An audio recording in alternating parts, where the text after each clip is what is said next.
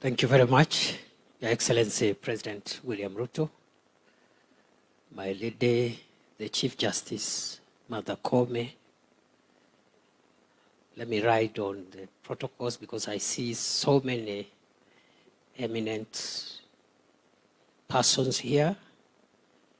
But with the permission of the President, I could just mention, the AG was not mentioned. I think I didn't hear. AG is here, and DPP Renson Ingonga, AG Dorcas Oduor, and the leader of majority in the National Assembly, Kimani Ichung'wah, among other very senior and eminent persons present here.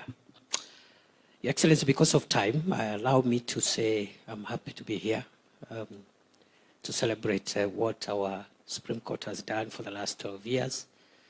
And it's a good thing that our Supreme Court has decided to introspect and reflect even as they usher themselves into teenage.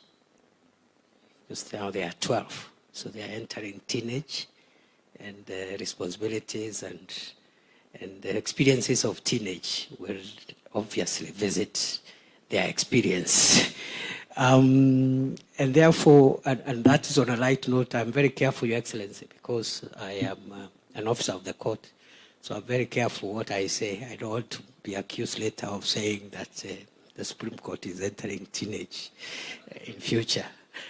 Your Excellency, allow me to say two quick things before I invite you.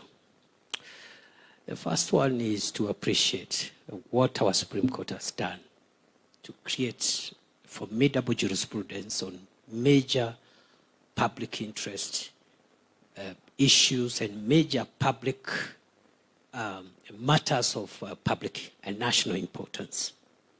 In the short time the Supreme Court of Kenya has existed, the jurisprudence has been quite groundbreaking, and on that front, I think it will be unfair for any assessor to actually fault the performance of the Supreme Court. To deliver the public good called justice, of course, the court has to do that through its jurisprudence and through the decisions they make. The court has also done very well in terms of the infrastructure, the software, the technology bit. And among the arms of government and the agencies of government, I think the judiciary is ahead of the rest of us. I remember my Lord Chief Justice Maraga when we were confronted with the predicament of COVID, issued certain rules, which we now call the Maraga rules, practice rules, which actually made justice, faster, more efficient, more convenient, even if we were all locked down by this public health emergency called COVID. And even after COVID lapsed,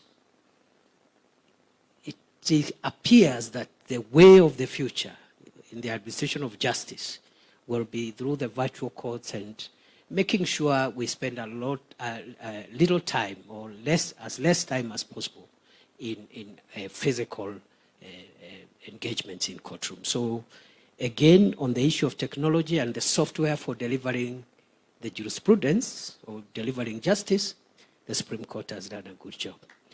The only little thing where perhaps there is a need to make progress, and I've already heard from our leadership, the Chief Justice and the other speakers, progress is being made.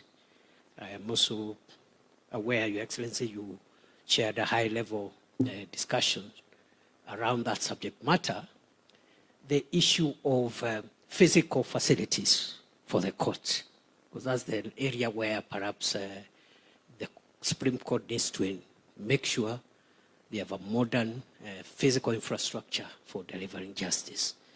And other than that, I think on a fair assessment, the court has done a good job. The second and last issue, Your Excellency, I want to mention is I have been wondering, even as I got to look at the subject matter of this conference, while the Supreme Court, the other courts, especially the High Court also, and the Court of Appeal, have helped us start developing crucial jurisprudence on important issues like public participation, like public interest, and how we handle the tensions between these broad interests with individual rights and freedoms, which are also powerfully protected in our Bill of Rights. As a student of law, I'll be interested to, going forward, hear or learn what the Supreme Court and the other superior courts will tell us about, beyond public interest, whether there are other higher interests. And I'm saying this with a bit of bias, Your Excellency, because it's in the public domain. I'm the immediate security minister for our country after you appointed me 2 years ago. And during those 2 years, I have had to ask myself whether the highest interest is the public interest, or there is a higher interest called the national interest. Because the public itself could hurt the national interest. And the Constitution talks about the national interest in two places, at the beginning and also in the chapter on national security. Other than the parameters and principles that the courts are helping us to understand about public interest, are there other higher values, primordial, existential, fundamental principles which are crucial to the existence of Kenya? Because the public can be mobilized or can mobilize itself to do the wrong things that threaten the existence of the state. And therefore, that is the next frontier of jurisprudence I would invite us to start thinking about, and the Supreme Court can help us in that regard.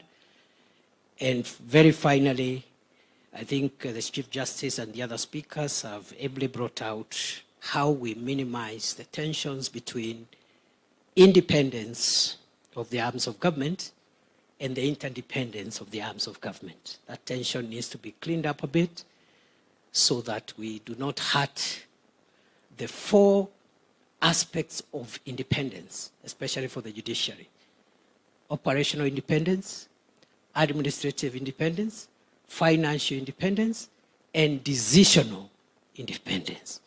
Beyond those four pillars of independence, there's a lot of interdependence, there's a lot of relationships that be nurtured in a healthy manner without impairing the pedestal or without interfering with the place where the judiciary sits, so that the nation and the state can continue to exist. Sorry, Your Excellency, nimesema mengi kidogo. And with those remarks, Your Excellency, I now want to ask all colleagues if we can be upstanding as we invite His Excellency the President to address us. Asante sana. Welcome, Mr. President.